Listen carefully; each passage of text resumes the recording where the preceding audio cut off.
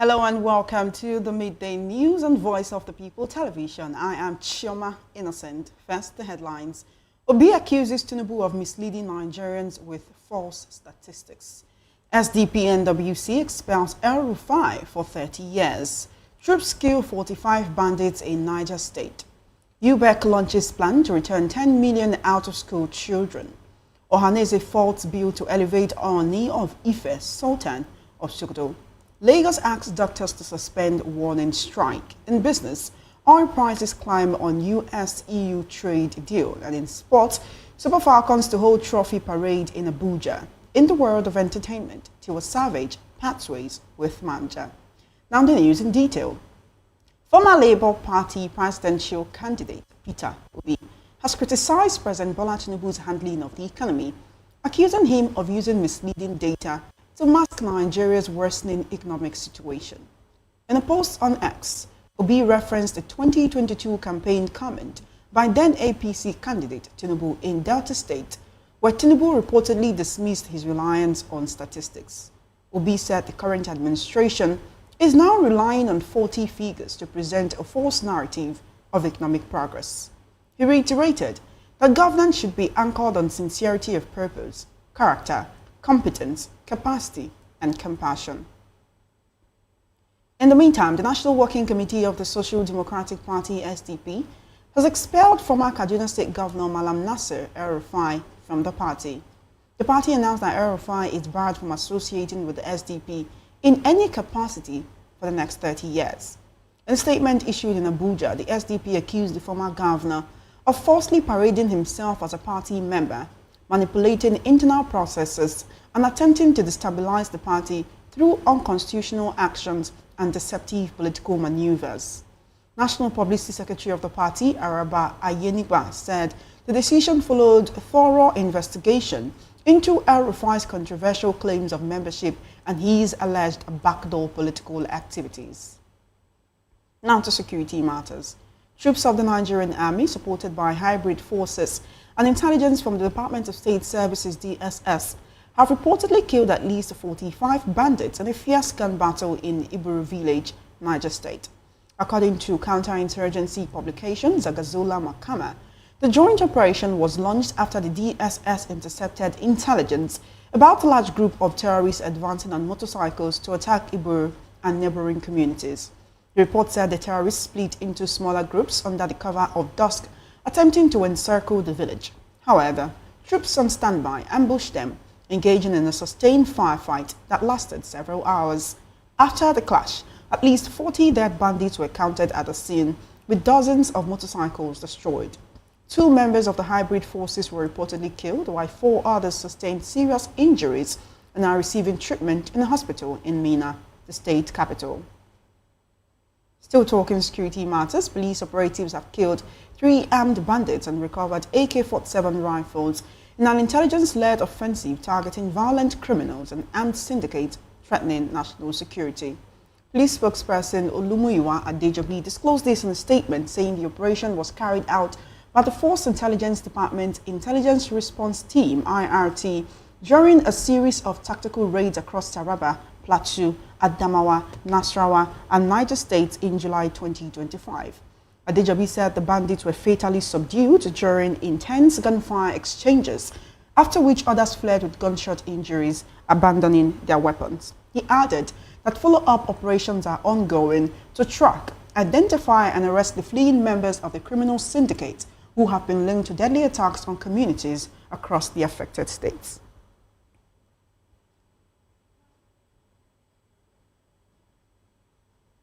Elsewhere, the federal government has deployed 4 armored personnel carriers to Kebbi State to boost the fight against banditry and improve security operations.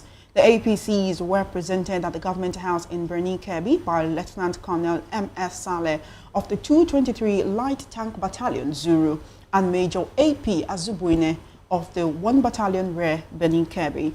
Governor Nasir Idris, who inspected the vehicle, said the deployment would enhance the operational strength of security forces, especially in areas prone to bandit attacks. He thanked the federal government and the military for their continued support and pledged to sustain the state's backing for families of fallen security personnel. Lieutenant Colonel Saleh noted that troops are intensifying efforts to tackle insecurity and called on residents to support the military with timely and credible intelligence.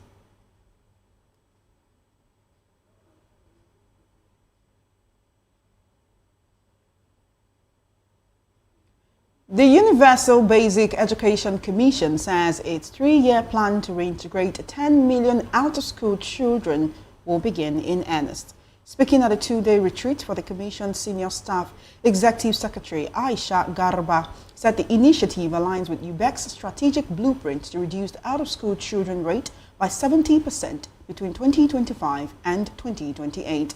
Garba also said UBEC will mobilize stakeholders to work closely on key priorities aimed at improving access to basic education for children.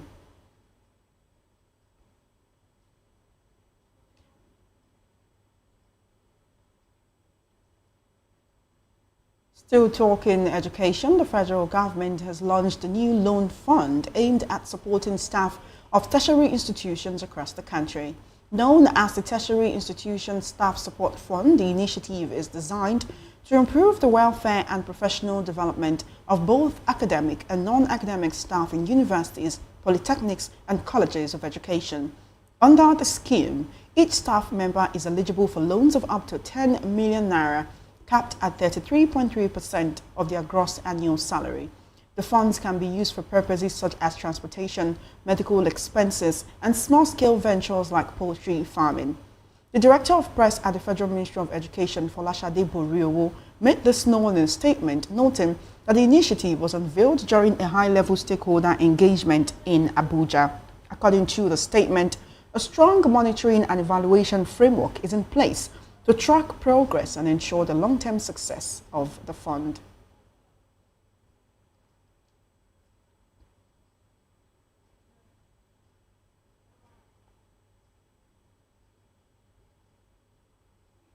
In another development, Ohanaeze Ndigbo Worldwide has condemned a Senate bill seeking to permanently designate the Ooni of Ife and Sultan of Sokoto as exclusive co-chairman of the Traditional Rulers Council.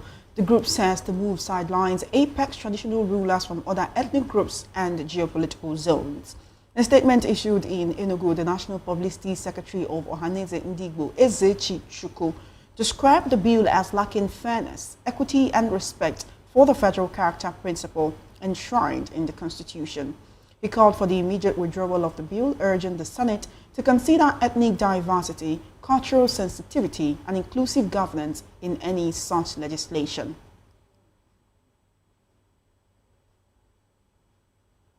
Here in Lagos, the state government has appealed to medical doctors to shelve their planned three-day warning strike scheduled to begin today, assuring that negotiations with the medical guild are ongoing. In a statement, the Director of Public Affairs at the Ministry of Health, Tumosu Ogubanwo, said the doctors' grievances are being addressed with utmost sincerity and urgency. The Medical Guild, an association of doctors employed by the state government, declared the strike on July 26, citing unresolved issues. At a weekend news conference, the Guild listed key demands, including the immediate reversal of July salary deductions and full payment of 12-month arrears under the revised consolidated medical salary structure owed to honorary consultants at the Lagos State University Teaching Hospital.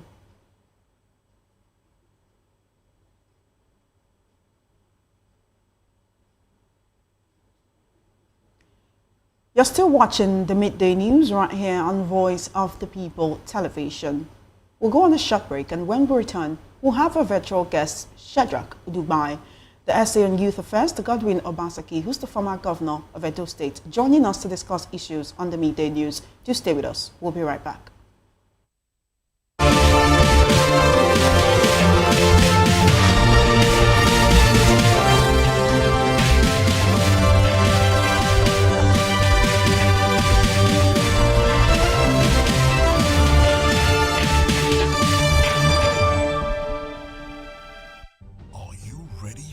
Extraordinary. Something big is happening on your screen. Introducing VOP TV, Now streaming on SLTV channel 264. From breaking news to captivating conversations, news analysis, giving you all sides to the story.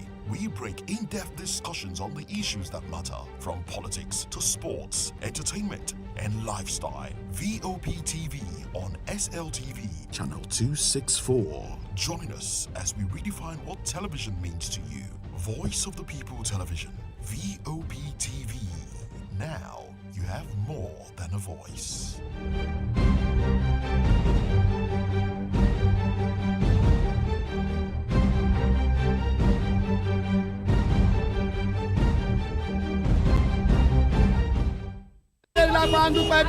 Good morning. It's the start of a beautiful day. Well, start your day right with a healthy dose of news, fun, and inspiration.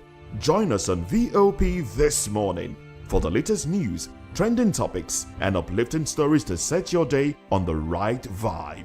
From news and current events to lifestyle and entertainment, you are covered. VOP this morning, 8 a.m., Monday through Friday.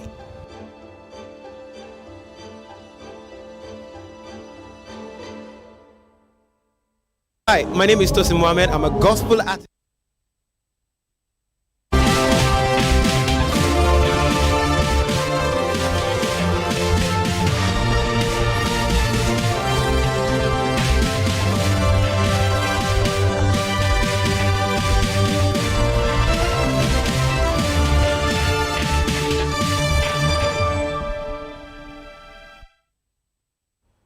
Welcome back. You're still watching the Midday News right here on Voice of the People Television. We're now being joined virtually by the SA on Youth Affairs of Godwin Obaseki, former governor of Edo State. Welcome, Mr. Shadrach Uduagbai. Thank you so much for joining us on VOP TV today. Quite a pleasure to have you here. Good afternoon. The pleasure is mine. Thank you so much for joining us. There's quite a number of issues to discuss today, but we'll focus on a few. Let's start with political matters. There is no gainsaying the fact that political permutations and machinations are in full gear ahead of the 2027 elections, even though to some people it still feels far away. What do you think of the Labour Party presidential candidate, who now appears to be an ADC chieftain, Peter Obi, saying that the present administration is misleading Nigerians with false statistics? He goes ahead to recall a time when President Tinubu made a statement like, "Na statistics we go chop," you know, saying he brings the real statistics, but this administration leads with fake statistics so that Nigerians can think there is improvement. Meanwhile, there is none. I want you to also recall an incident last year when the NBS posted a particular statistic on something going on in the country. They later came out to say that their website was hacked, the website was down, and then it was deleted. It's a whole lot. Statistics or no statistics, what the average Nigerian wants to know is how life will be better for them. I'd like you to wade into this conversation. Let's hear your thoughts. You know, the policies of Bola Ahmed Tinubu over the years have had no anchor on reality to a very large extent. Most of his, at first he came on board and made a dubious attempt to remove every conceivable subsidy that we have. First of all, it started with the petroleum subsidy, and he gave us this notion that fuel subsidy was more or less like a body that the government was carrying or shouldering for the Nigerian people. And when they got tired of carrying it, Nigerians now had to carry the body themselves, which is totally very dubious, because what was actually killing Nigeria was the corruption associated with fuel subsidy. Even as I speak to you now, fuel subsidy is gone, but the corruption associated with fuel subsidy still persists. And some principalities who have considered themselves as a giant within the political terrain are still making Nigeria dry by the exportation and importation of crude and refined products. Today we see our 4 refineries, there's nothing to write home about, there's no production. So the direct removal of those fuel subsidy was an attempt to push the inadequacies, the suffering, the bonds of those the inadequacies in the petroleum supply chain for the people to bear instead of the government. And mind you, that is not an illegitimate palliative, as you say, because there are over 50 countries today that are also subsidizing energy for their people, with the United States of America included. So it's not like they did that. What they did is that they removed the subsidy. Then they also removed subsidy in education. School fees that were relatively low was hijacked, and later they said we start applying for school loans with some very strenuous conditions that is practically impossible to meet. When you know that you're going to be borrowing money to go to school in a country where there are no jobs, it's not a dubious arrangement. The man left there, you saw his economic policies were just straight into the bush. You had so many inconsistencies that do not anchor well with Nigerians. There was poverty, pervasive poverty, insecurity, unemployment, hardships. Our naira, that Nigerians have been devastated by the continuous fall of the naira.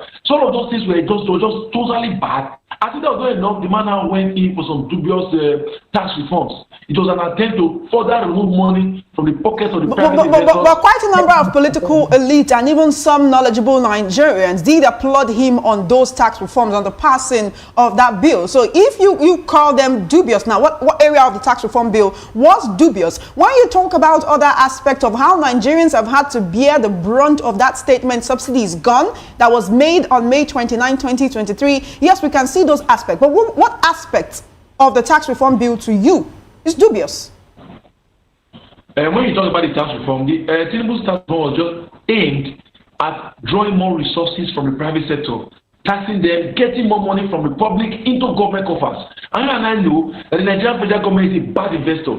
If the federal government should spend 1 million naira on the project, go and check the project after. It neither retains the value of 1 million, neither does it convert the value of 1 million. That is to say, it is only the private sector that will do a project of 1 million, and you go there tomorrow and you see that this project is worth 1 million naira, it converts or retains about 1 million naira. So the idea of saying, you tell me the federal government is not drilling money, taking money from the masses and putting it in the government. That is taking money from the good investors who know how to put value, who know how to utilize money and put value to it, and giving to the bad investor where they just surplus wastage and they are pumping the money into high quality projects that to a large extent will not see the light of day. If you say that the tax policies are good, the thing you should do when you are in a hole, the first thing you should do is to stop digging. When President Bola Tinubu took over, we were hoping that was going to come out with a structural plan to begin to pay Nigerian debt. But the man has been borrowing more and more, sinking Nigeria. You are in the hole and you are using our money to rent shovel and you are digging deeper. What does that tell you? Nigeria will be in for the long run. So all of this means you agree with Obi that Nigerians are being deceived with false statistics? Very, very well. It will be said explicitly with a true reflection in Nigeria. There is no one sector you there. There is no one sector you can call to say this is what Tinubu had promised and he has delivered. You are the man who came in public domain and said, "Oh, give us electricity in 4 years." Therefore, never to give him that mandate. He did say that. What sources have he gone with that? What he has done so far is to continually remove money from the people. The money, the social expenditure that the government was doing for Nigerian people before he came, he took all of them away. For that tax, if you buy 2 gig of data subscription, it will last you probably a month if you are in Europe and Africa. But buy 2 gig in Nigeria, it doesn't last 3 days because all the whole telecommunications have been overtaxed. There is taxation on bank transfer. People doing business. So they are pushing the bulk of the brunt of bearing that tax to the consumers. The inadequacies of government is not being shifted on Nigerian people. Nigerian people are not the one feeling the pain and bearing the brunt. So all of those things are totally. I mean, we can't survive. That's why I've said it. That the job of removing President Bola Tinubu is a holy job. It's a job that must be done by all Nigerians or desirous of sustainable democracy. It's a holy job? That sounds religious. It sounds religious because if Nigerians should return President Bola Tinubu in 2027, I bet you will need more than prayer. So who better to take over from him, Mr. Oduagbai? Who better to take over from him? If we're talking about the ADC coalition that's currently on stream and currently being spearheaded by Atiku Abubakar, who was the PDP presidential candidate in 2023 and has now jumped ship. Is he the best person? Some Nigerians are scared of him, saying he's desperate. They're scared of his ambition. How do they know that he will do better? That is, if he even gets the presidential ticket. Because, you know, there's been so many reports and even from sources within the party saying in some quarters, they're not happy. They want a southerner to get that ticket. So who better?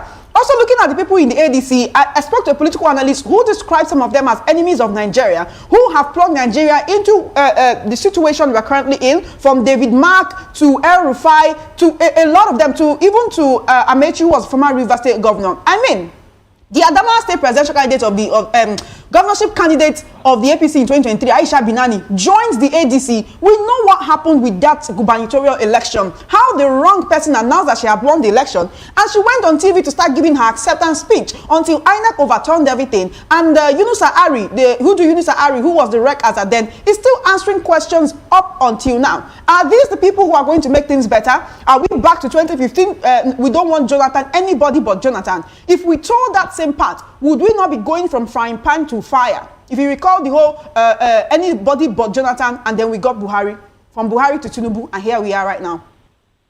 First of all, when they say the ADC coalition is laced with persons without integrity, past criminals, corrupt politicians, I dare them to name one politician in APC not corrupt. One prominent name that could possibly a governor or are we now comparing measures of corruption? No, that's what they say. Amechi was not corrupt until he left APC and moved into the ADC.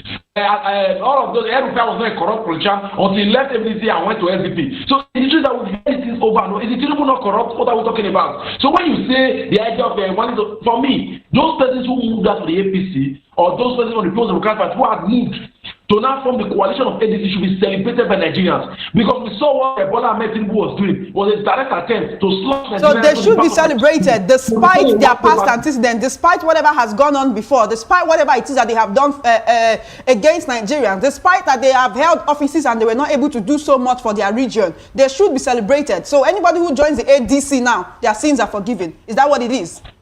It's not the issue of it. They're ready for the risk they take. For you to stand against Bola Ahmed Tinubu, knowing fully well that the man controls the city, controls the ESC, controls the business, they could be hounded for crying out loud. We see many of the way a manner is desperate about vetting politicians to the APC, the way he spends money to buy government, we see the way he attracted judiciary, we see the way he handled the Independent National Electoral Commission. So we know this is really for many of us who are in those saw how the brain that took place in those states. When President Buhari was there, we asked free fair election for opposition parties. Opposition parties conducted the election and many of them won, and the court granted them justice. What we are saying now, the judiciary is going to write him a back. The Independent Electoral Commission is going to write him a back. And you want such a man to return again in 2027. Mr. Odubai, have we considered that the people in this coalition have their own ambitions? Many of them, if it works and someone from that coalition wins the election, a lot of these people, to many Nigerians, are placing themselves in strategic positions to actually get juicy positions to enable them have more access to the corridors of power and to the coffers of the Nigerian treasury. Have we considered this? What we have now is that a system that is dysfunctional. This system is a failed system. You and I agree that Bola Ahmed Tinubu has failed woefully. The man does not have the requisite capacity to manage man and material to prosperity. Then why don't you look for a change? Do we have to manage a failed man because there's practically no option? Why would there not be option? Anybody, when you say, I make this mention, this relation to Atiku. The Atiku is this, Atiku is that. And I ask, if Atiku was your son, they say the man is ambitious. Me, I have that my children every single day. That no matter how they fail, no matter how many times they fail, it should pick themselves up and continue to strive harder. Those are the virtues we teach to our children. If Atiku was their son, your son, will you tell Atiku to stop contesting when he knows he has the resources and that has been his own life plan and ambition? He believes that he has something to contribute to Nigeria. And what resources are we talking about that Atiku has? Mr. Udubai Dumebi Kachiku has accused him of paying as much as 20 million naira to the chairman so that he can take over the ADC. Are these the resources that we're talking about, throwing money about? That sponsored former aspirant that got only 13,000 votes. What was his political value? What was his worth? Someone that's being used by the ruling party to create chaos in the newly formed opposition. Let me explain to you. We talk about the competence and character of Atiku Abubakar. You should ask yourself one question. When he was vice president of the nation for 8 years, was the economy in chaos? When he was head of economic team, was there poverty? Was there hunger? Was there insecurity? Was there pervasive hunger? Was the economy downturn? Were we having this kind of challenge we have today? So people will say, oh no. One can say that times were different, Mr. Udubai. My apologies for this interruption, but one can say that times were different. Obasanjo was the president, and him and Atiku were not really seeing eye to eye. He accused Atiku of corruption. On what basis are you not judging Atiku? If Obasanjo was the president, then Atiku was not the one in charge. What basis are you not judging Atiku that does not have the capacity to offer good governance to Nigerian people? On what basis? Let's talk about other people in this coalition, right? You talked about competence and character. Let's look at El-Rufai. The SDP has booted him out of the party, saying he must not associate with anything that has to do with the SDP for the next 30 years. Now, the Peter Obi, Labour Party, has tried to push out Peter Obi as well, tried to expel him. That's the Abure faction, saying, oh, he's involved in anti-party activities. He wants to be in two parties at the same time. And the same can be said for El-Rufai now as one of the reasons why the SDP is pushing him out, saying he only gained access into that party to understand their internal workings, their internal mechanisms, almost like a spy or like a mole. And now he has moved to the ADC without leaving the SDP. Would you say that some of these people in the ADC are trying to eat their cake and have it as well? No, what they are doing is that the ruling party, Bola Ahmed Tinubu, have made a dubious attempt to destroy all other oppositions. To ensure that in 2027 we'll wake up to discover that there's no other political platform. That even though we come to agree that the man has said there will be no other platform that anybody can run. What's happening to the People's Democratic Party? Atiku Abubakar would have remained in PDP if the party was not destroyed and rankled. Who is Wike serving? Yes, the Wike is a stooge, a crony of Bola Ahmed Tinubu being used by the APC to destroy the People's Democratic Party internally. We saw members of the Wike-led faction in those states work for APC here in the state government election. So are we children, kids? We see all this dubious attempt to rest the state to ensure that all of those things are being destroyed. But what happened in the Labour Party? We've seen that in two fashions. Now, even the governor Alex Oti, when he was about to conduct his own local government election, could not use Labour Party to run election. He had to use the Labour Party. Mr. Ojubai, so because of Wike, anybody who has one leg in one party and one leg in another party is correct. So Wike has set a precedent that every other politician who claims to have integrity should follow. Is Wike setting a precedent that every other politician who has integrity, if Wike has set a precedent, every other politician who has integrity, should they be following that particular precedent that Wike has set? Those allegations by SDP is just business allegations. The man went to Social Democratic Party. Are you saying they do not have a reason to be angry with the man? He joined the party less than a year, and now he is joining the ADC coalition. Why should they not be annoyed? Why would they be angry? There's freedom of association. Does it result for anger? When they came, they never celebrate. When they came, he saw the private party was not good. The ideology wasn't suited for his work. What he wanted to do, what he wanted to achieve for Nigeria was not possible with SDP. They are saying if it was the PDP leadership would not be angry that someone joined the party in less than a year. They are moving and joining and they are holding hands with people from other parties without leaving that particular party. Wouldn't you feel like this person came here to get information? Listen, what information or what? Is it difficult? I don't understand. It was not like it was not joined SDP and used SDP to campaign and became governor. Then he now left the party and went to that party. No, he just entered the party 3 months ago. He saw that the party didn't have the requisite structures across the nation. The party ideology was being positioned, and even he could have also noted that President Bola Ahmed Tinubu also had his cronies in SDP that he was going to use. Wouldn't he have done his research before joining the party? Can we say then that he was too fast to leave the APC and he did not want to leave the APC and be partyless, which was why he went to join body with the SDP?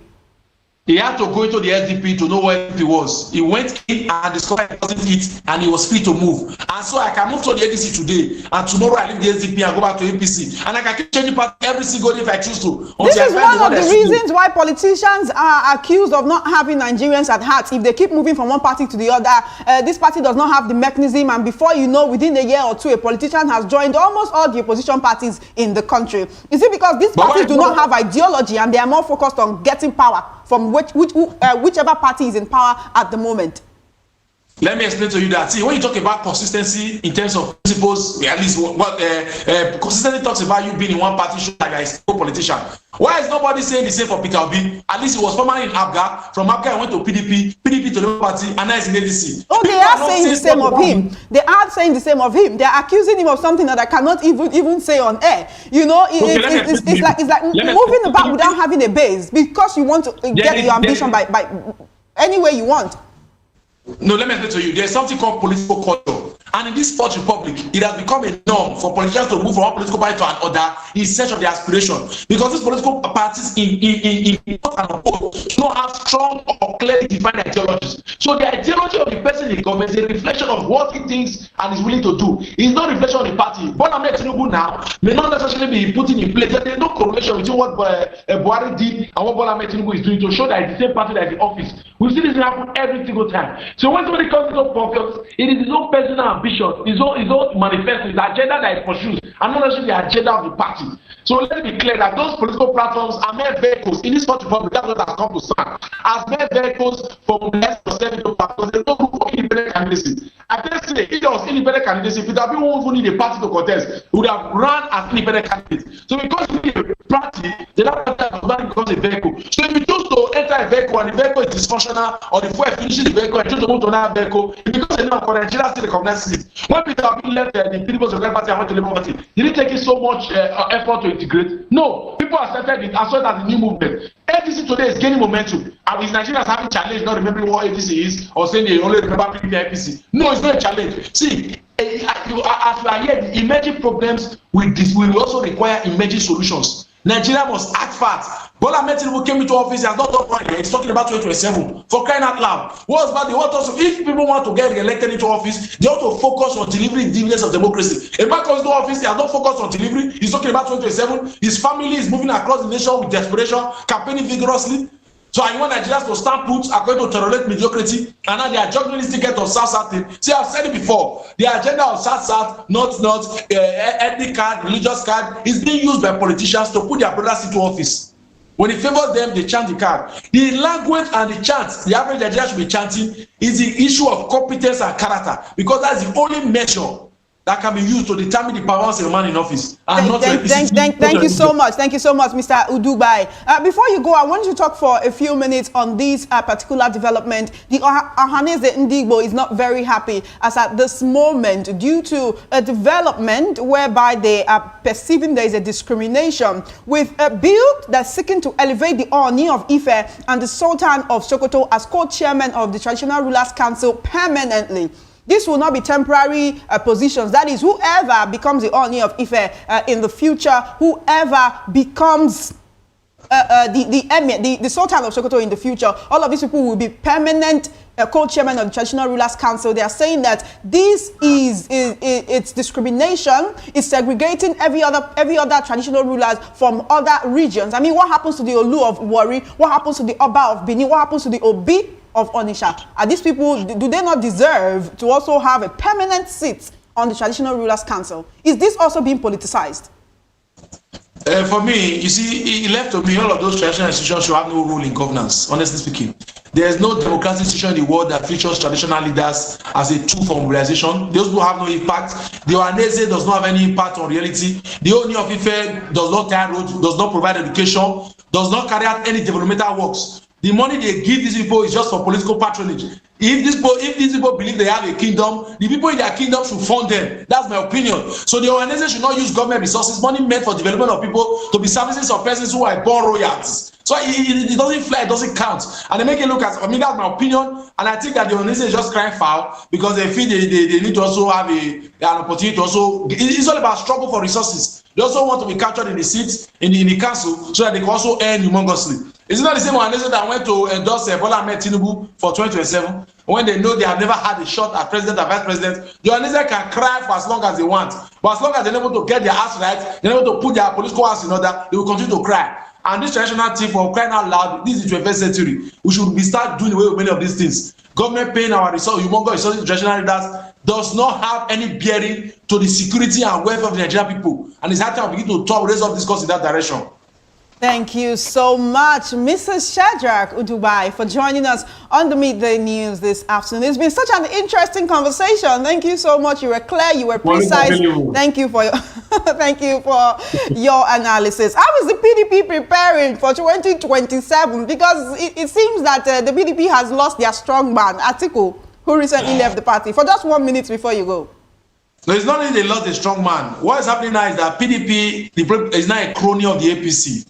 It has been totally hijacked. The soul of PDP is being controlled by Wike and Bola Ahmed Tinubu, because we saw very clearly that the party whom was in court, there were contentious issues in court. The secretary refused to resign, said he was secretary by force. The chairman Damagu refused to resign. They could not hold one NWC meeting for almost 2 years. All of a sudden now, they have come together, they say they've all resigned, and they want to zone the convention. The convention will take place in Ibadan. All of a sudden, now PDP has no problem again, because Bola Ahmed Tinubu now sees that, oh, if there's an ADC option, let us give them a PDP option so that they will not start begging Peter Obi to come to PDP, and while Atiku be in APC, so that the opposition votes will be divided in those two, so that they can also, what happened in 2023 repeat themselves. PDP is a party that is baseless and flawless. I'm a member of the Democratic Party, but I can tell you today it has lost direction. How can you say you have a party when the leadership of the party is endorsing and supporting their greatest political rival? How can a governor in PDP, who is a leader, a stakeholder in the party, be endorsing Tinubu? Then you have another Someone who was a former governor, a major stakeholder working for Tinubu and those people. We have people in Tinubu's in that faction of PDP who are working for us APC. So Nigeria should reject PDP in totality. In 2027, the party should be reduced to nothing. Nobody should And you are speaking as a member of the party. Isn't that the part of the anti-party activities that they're talking about? I said I'm a chieftain of the People's Democratic Party. In Edo State, you can't hold stakeholders meeting of PDP in Edo State and Shedakuruba is not called. And I'm saying it clearly. In 2027, Nigerians should unanimously reject the People's Democratic Party. So we should expect you to jump ship soon. We should expect you to leave the party soon. Maybe you join the ADC or which party will you be joining? If perhaps I want to run for office, I can join the ADC. If I'm not interested in running, I will remain in my PDP and support whichever candidate I want to support. If you say the PDP is a sinking ship, why do you want to remain in a sinking ship? So that when I leave the ship, they won't come and carry the ship. The ship should be here, dead, and I will be inside the ship. We will hold our dead ship to ensure that it's not being used by anybody. It reminds one of the Titanic. Mr. Shadrach Udugbai, our time is fast spent. We need to go. This has been an enjoyable conversation. Thank you so much for joining us today. We do appreciate you. Yeah. We have been talking with Mr. Shadrach Udugbai. He was the SA on Youth Affairs to Godwin Obaseki, former governor of Edo State. You are still watching the Midday News and Voice of the People television. We'll take a short break and return with more news stories. Stay with us.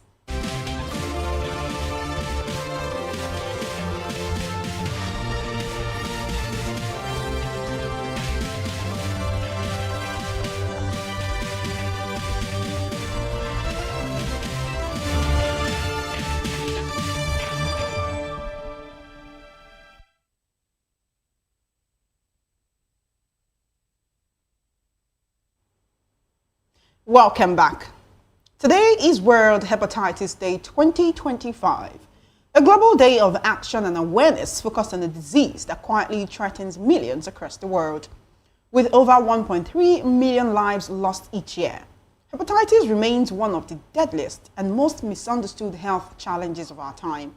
This year's theme, Hepatitis, Let's Break It Down, calls for education, testing, and early treatment to save lives.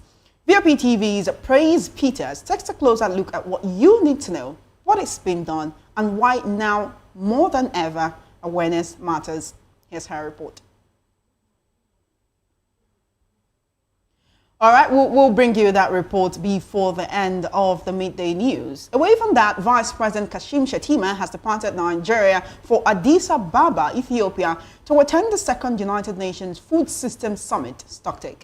According to his spokesman, Stanley Nkwocha, the high-level summit, co-hosted by Ethiopia and Italy, will run from July 27 to 29. It brings together global leaders to review progress made since the inaugural UN Food Systems Summit held in 2021.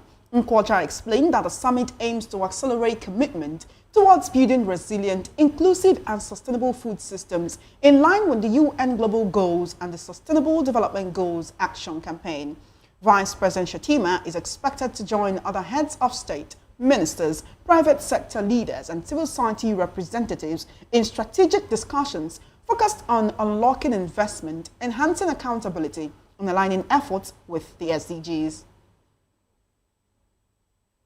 In another development, the National Youth Service Corps NYSC has released the deployment list for the 2025 Batch B Stream 1 prospective Corps members.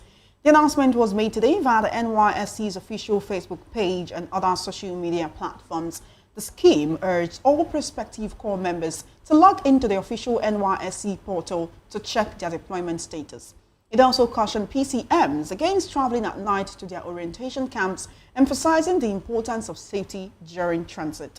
The NYSC further explained that some PCMs posted to Lagos State will undergo their orientation course in Ekiti, Ondo, Ogun, or Osun State. Similarly, those posted to the Federal Capital Territory will attend their orientation in camps located in either Nasarawa or Kaduna State.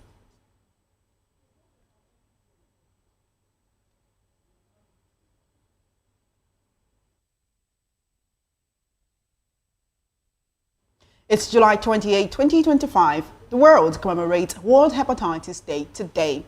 We are taking action to break down hepatitis for your understanding. Praise Peters from VOP TV is here with this report. To spotlight a global health crisis that continues to fly under the radar. It's World Hepatitis Day 2025, and the message this year is clear. Hepatitis, let's break it down. Hepatitis is not just one disease, but 5 different types: A, B, C, D, and E, all attacking one of the body's most vital organs, the liver. Each year, hepatitis claims more than 1.3 million lives worldwide, often without warning signs until it's far too late. Hepatitis A and E usually spreads through dirty water and contaminated food. B, C, and D often transmitted through infected blood, unprotected sex, or shared needles. The danger is real, but so is the hope, because here's the truth. Most hepatitis infections are entirely preventable and treatable if detected early. Countries like Nigeria are taking action, setting up free testing stations, launching mass awareness campaigns, and rolling out life-saving vaccines, especially for hepatitis B, one of the most common and deadly types. Hepatitis is an infection of the liver. When we say hepa, it has to do with the liver. So hepatitis is an inflamed liver. And we know that the liver has a lot of functions in the human body. So when the liver is inflamed, those functions that the liver performs in the human body are kind of impaired. And when we look at hepatitis, it can be caused by either a virus or a bacteria. Our focus here has to do with hepatitis B and hepatitis C, which is caused by a virus and is usually transmitted through blood and blood contact. So when you get in contact with a blood that is infected with hepatitis B, you would what get it. And of course, maybe if there is a cut from a sharp object that is infected with hepatitis B, or blood transfusion, or maybe even sexual intercourse with somebody who is infected with hepatitis, so the person picks it up. But hepatitis C is blood-borne, but again, it usually affects those who are already having hepatitis B. Yes, hepatitis B can be prevented with a vaccine. So if you take the vaccine for hepatitis, it has a way of protecting you from the infection. And for those who are already infected, yes, there is treatment, but there is no cure at the moment. And of course, the treatment is a bit complex. So what we advise people to do to minimize and avoid contact with infected blood. If you have to be transfused, that blood needs to be screened. So there are a lot of things that we can actually do by protecting ourselves from blood and blood contact, because again, you don't know which blood is infected. Hepatitis B, the infectious rate is very, very high, because you need just a very little quantity of blood for you to be able to get infected. So what we need to do is we need to take precaution. We need to be careful. If you are not infected, try get the hepatitis B vaccine. It's available and it can actually go a long way to help. We can be hepatitis B free if we get the right information and have the right behavior towards blood and blood contacts. Hepatitis doesn't have to remain a mystery. It's time to break the stigma, break the silence, and break it all the way down with knowledge, testing, and prevention. So take a moment, ask questions, get tested, share the facts, because when it comes to hepatitis, what you don't know could hurt you. Praise Peters, reporting for Voice of the People TV.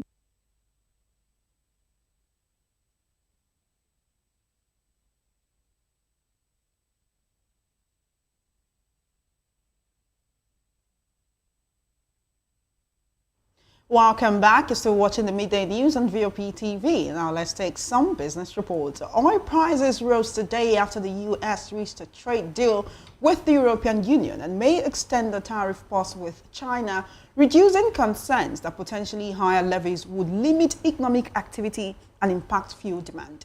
Brent crude futures inched up 22 cents or 0.32% to $68.66 a barrel, while U.S. West Texas Intermediate crude was at $65.38 a barrel, up 22 cents or 0.34%. The U.S.-European Union trade deal and a possible extension in U.S.-China tariff costs are reportedly supporting global financial market and oil prices. The United States and the European Union struck a framework trade agreement that will impose a 15% import tariff on most EU goods, half the threatened rate. Now to sports, residents of Abuja will today have the chance to catch a glimpse of the Women's African Trophy as the Super Falcons hold the victory parade. The Falcons clinched the record-extending 10th Women's Africa Cup of Nations title on Saturday night, rallying to defeat host Morocco 3-2 in the final. The players and their officials are expected to arrive at Nnamdi Azikiwe International Airport by noon. The Nigeria Football Federation is reportedly making arrangements for the team to proceed to the presidential villa in an open-roof bus passing through major districts with the iconic trophy on display for Nigerians to see. And in the world of entertainment, the Nigerian singer Tiwa Savage has announced her split from manager Kemi Akunyili, popularly known as Mecca. The singer made the announcement via a series of Instagram story posts where she also introduced her new manager, Vanessa Amadi. Tiwa warned the public against conducting business with Mecca on her behalf, expressing frustration over ongoing confusion surrounding her bookings. She emphasized that all official engagement should now go through Vanessa Amadi and stated she would not be responsible for any financial loss resulting from dealings with her former manager. Despite issuing several warnings, Tiwa noted that some promoters still contact Mecca, which could lead to further complications.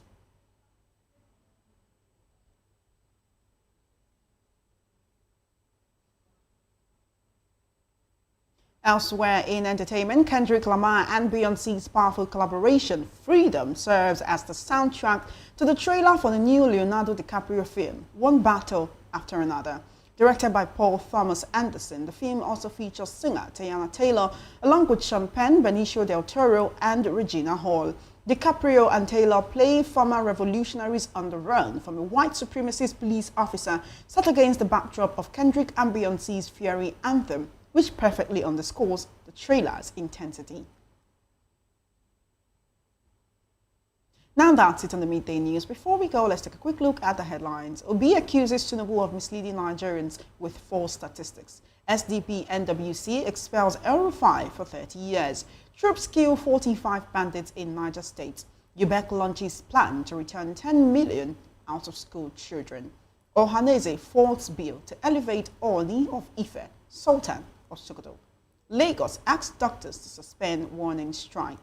In business, oil prices climb on US-EU trade deal. In sports, Super Falcons to hold trophy parade in Abuja. And in the world of entertainment, Tiwa Savage parts ways with manager. Do also subscribe to our YouTube channel. On YouTube, we are Voice of the People TV, and on other social media platforms, we are at VOP TV Live. I am Chioma Innocent. Good afternoon.